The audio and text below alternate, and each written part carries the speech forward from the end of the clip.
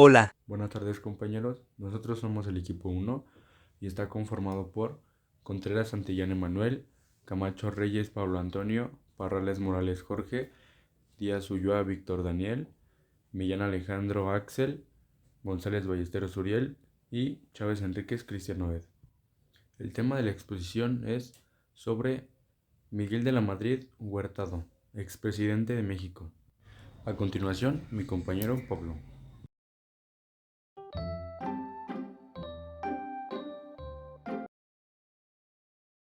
Miguel de la Madrid asumió la presidencia en un momento crítico para México.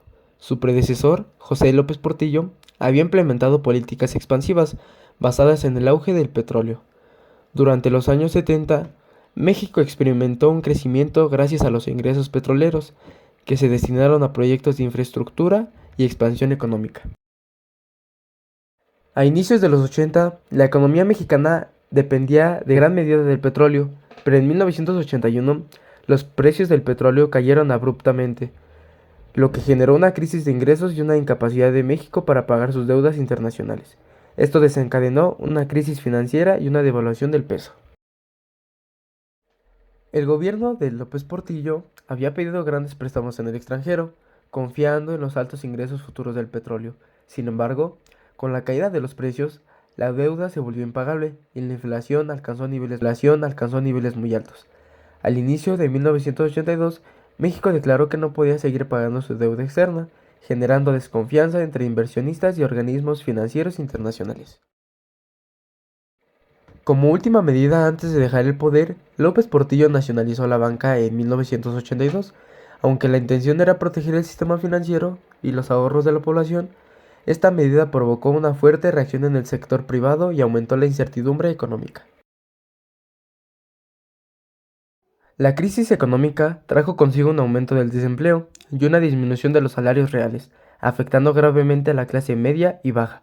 La inflación descontrolada y el encarecimiento de bienes básicos incrementaron la pobreza y el descontento social. El gobierno económico y la nacionalización de la banca dejaron a la población con una sensación de incertidumbre y desconfianza hacia el gobierno. Este fue un periodo en el que la percepción pública sobre la corrupción y la ineficiencia del gobierno se volvió un tema central. Miguel de la Madrid era un economista y político con una formación académica sólida. Había estudiado Derecho en la UNAM y tenía una maestría en Administración Pública de la Universidad de Harvard. Su perfil contrastaba con el de López Portillo, ya que era visto como un tecnócrata moderado, serio y comprometido con la reforma económica. De la Madrid llegó al poder con la promesa de una renovación moral de la sociedad, un lema que reflejaba su intención de enfrentar la corrupción, el despilfarro y la falta de ética en el gobierno. Su campaña se centró en restaurar la confianza de la sociedad en las instituciones públicas, prometiendo un gobierno más austero, transparente y eficiente. Desde el inicio, De la Madrid se comprometió a estabilizar la economía, combatir la corrupción y reformar el modelo económico del país. Para ello, planteó una serie de políticas enfocadas en la austeridad, la disciplina fiscal y la apertura comercial como medios para estabilizar y modernizar la economía. De la Madrid asumió una deuda externa que superaba los 80.000 millones de dólares, una carga muy difícil de manejar sin ayuda internacional. Su gobierno tuvo que buscar acuerdos y negociaciones con el Fondo Monetario Internacional y los bancos acreedores para lograr condiciones de pago más manejables. Su gobierno vio la necesidad de reorientar la economía hacia un modelo más abierto y competitivo, ya que el proteccionismo de décadas anteriores se había vuelto insostenible. Consciente de que las políticas del pasado ya no eran viables, su enfoque era iniciar una transición hacia la apertura y la integración de México en la economía global. Ahora mi compañero Axel nos hablará sobre la crisis económica y medidas de austeridad. Al término del sexenio de López Portillo, en 1982, la deuda externa ascendió a 87.400 millones de dólares, por lo que Miguel de la Madrid, luego de tomar posesión de su cargo, continuó con la renegociación de la deuda externa, ratificando la solicitud del gobierno anterior para concretar un convenio de facilidad ampliada con el Fondo Monetario Internacional. Esto presentado el 10 de diciembre de 1982, con el fin de reestructurar 23.600 millones de dólares de pago de capital, con un saldo de casi 59 millones de dólares, con vencimiento entre el 23 de agosto de 1982 al 31 de diciembre de 1984. Esta reestructuración fue aceptada en marzo de 1983, con un plazo de 8 años. Asimismo, se obtuvo un crédito jumbo de 530 bancos por 5.000 millones de dólares. Esto para cubrir los requerimientos de divisas del país y para reconstruir las reservas internacionales del Banco de México. En junio de 1983 se negoció con el Club París entre 1.500 y 2.000 millones de dólares. En octubre del mismo año se cerró el periodo de registro de Ficorca, mediante el cual 1.200 empresas se reestructuraron con deudas de valor de 11.608 millones de dólares. En septiembre de 1984 se inició la negociación de 48.700 millones de dólares con el Grupo Asesor de Bancos Internacionales, que representa casi 630 instituciones financieras de 42 países acreedores. El 29 de marzo de 1985 se formalizó la reconstrucción por 28.600 millones de dólares. Pero, debido a los acontecimientos del terremoto de septiembre de 1985, se difirió el pago de 950 millones de dólares, con vencimientos en octubre y noviembre del mismo año, y que formaba parte de los 1.200 millones de dólares que el gobierno federal se había comprometido a cubrir en dicho año el crédito suscrito en 1983. El Pacto de Solidaridad Económica fue un acuerdo firmado el 15 de diciembre de 1987 por el presidente Miguel de la Madrid, empresarios y sindicatos para controlar la inflación y estabilizar la economía mexicana. Su objetivo principal era evitar la hiperinflación y mejorar las condiciones de empleo y poder adquisitivo de la población. Aunque el pacto logró reducir la inflación y estabilizar la economía en corto plazo, tuvo consecuencias negativas, como la pérdida del valor real de los salarios y el aumento de desempleo. A continuación, mi compañero Jorge hablará sobre el terremoto de 1985, su impacto y la respuesta inicial del gobierno. Acciones de Miguel de la Madrid ante el terremoto de 1985, por Jorge Parrales Morales. Durante el terremoto de 1985, Miguel de la Madrid, presidente de México en ese entonces, enfrentó una situación crítica que puso a prueba su liderazgo. La respuesta de su gobierno ante el desastre fue ampliamente criticada por su falta de preparación y su reacción tardía. Les explicaré las acciones que tomó y las críticas que recibió. Demora en la respuesta inicial. El 19 de septiembre de 1985, el terremoto de magnitud 8.1 golpeó la Ciudad de México y varias otras regiones del país.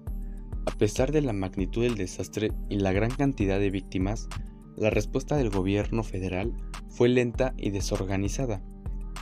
El presidente Miguel de la Madrid tardó varias horas en hacer una declaración pública sobre el desastre.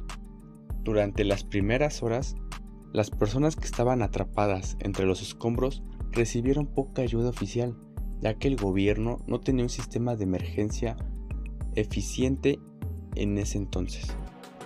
No activación inmediata del plan de emergencia. En ese momento, México no contaba con un sistema de alerta sísmica ni un plan de acción estructurado para un desastre de tal magnitud. La protección civil no estaba lo suficientemente desarrollada como para hacer frente a una emergencia de este tamaño. En consecuencia, muchas de las personas que estaban en la ciudad, incluidos miles de trabajadores de rescate y ciudadanos voluntarios, tuvieron que organizarse por su cuenta. Fueron ellos quienes en muchos casos realizaron las primeras labores de rescate, sacando a sobrevivientes de los escombros y proporcionando primeros auxilios. Visita a la zona devastada. Al principio, la respuesta de la Madrid estuvo marcada por la falta de información y coordinación. No fue hasta el día siguiente, el 20 de septiembre, que el presidente visitó las zonas más afectadas en la Ciudad de México, como la Colonia Roma, Condesa y Tlatelolco. Sin embargo, la crítica hacia su actuación en las primeras horas fue intensa, pues no pudo actuar de inmediato para movilizar los recursos del gobierno y la ayuda internacional se hizo sentir antes que la respuesta oficial. Declaración pública y críticas. Cuando finalmente se dirigió a la nación, de la Madrid hizo una declaración en la que describió la magnitud del desastre, pero la forma en la que lo hizo no fue suficiente para calmar el malestar social. En sus primeros discursos no se percibía una clara dirección sobre las medidas de respuesta. Su actitud durante los primeros días fue interpretada como fría e insensible, lo que generó una gran desaprobación de la población y la prensa. Liderazgo y críticas. Una de las mayores críticas hacia de la Madrid fue que su gobierno no estaba preparado para una emergencia de esa magnitud.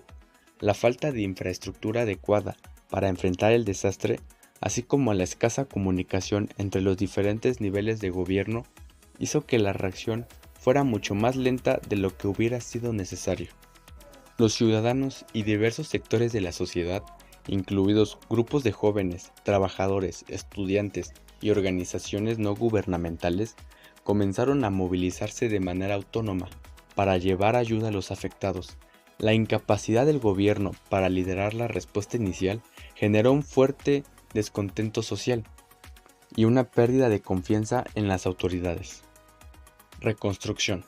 A pesar de las críticas hacia su respuesta inicial, Miguel de la Madrid puso en marcha un proceso de reconstrucción.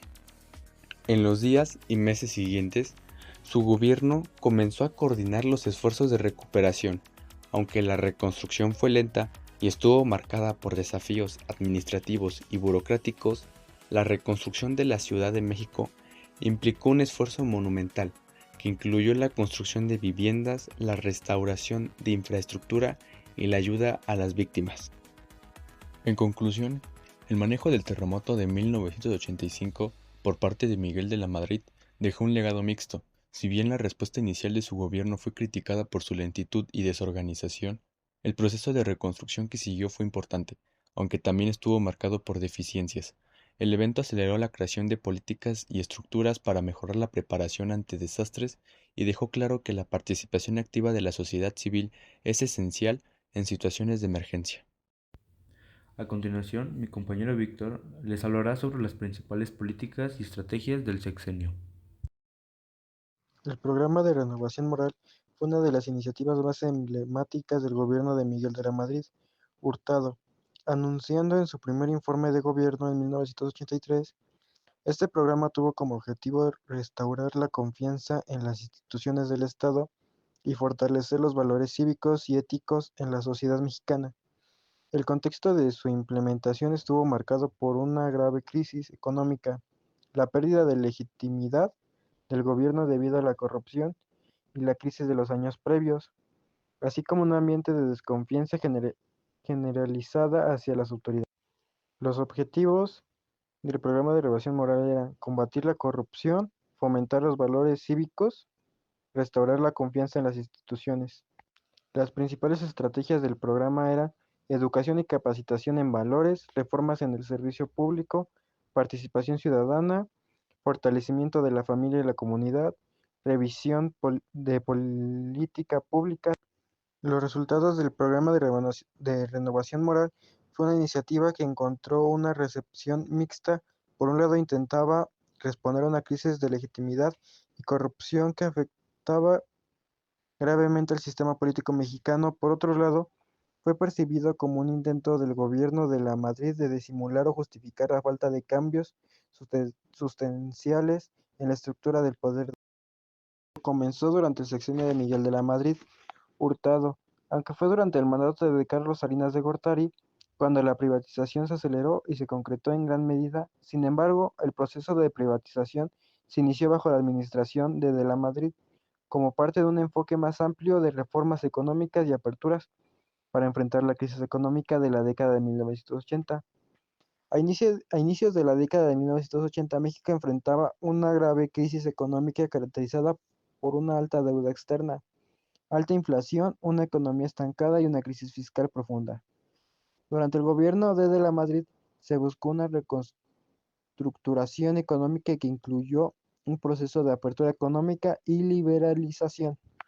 Uno de los pilares de esta reforma fue la reducción del papel del Estado en la economía. Se comenzaba a considerar que el sector público estaba sobrado de empresas ineficientes y que la inversión privada era necesaria para revitalizar sectores clave de la economía. Plan Nacional de Desarrollo de 1983. El Plan Nacional de Desarrollo de 1983, que se adoptó en el gobierno de la Madrid, marcó un cambio en la política económica del país, promoviendo la liberación del comercio, la desregularización económica y la reducción del papel del Estado en la economía. Si bien la privatización masiva aún no estaba completamente delineada, se sentaron las bases para la apertura y reforma del sector. Aunque Miguel de la Madrid puso en marcha las primeras etapas de privatización y apertura económica, el proceso de privatización realmente se intensificó y consolidó en el sexenio de su sucesor, Carlos Salinas de Gortari. Durante el gobierno de Salinas se llevaron a cabo importantes privatizaciones como la venta de Telmex, Cemex, Banamex y muchas otras empresas estratégicas, marcando el fin del modelo económico de sustitución de importaciones y la adopción definitiva de un enfoque más orientado hacia el libre mercado. Para finalizar, mi compañero Emanuel hablará sobre la lucha contra el narcotráfico e inseguridad. En conclusión, el sexenio de Miguel de la Madrid enfrentó una crisis económica profunda, con devaluación, inflación y deuda externa. Su gobierno impulsó políticas de austeridad y apertura comercial para estabilizar la economía, sentando las bases para el libre mercado que culminaría en el TLCAN. Aunque implementó reformas contra la corrupción y modernizó instituciones, su administración fue criticada por la falta de respuesta en el terremoto de 1985 y el fraude electoral de 1988, lo que deterioró la confianza en el sistema político. Su mandato marcó una transición económica, aunque a un alto costo social.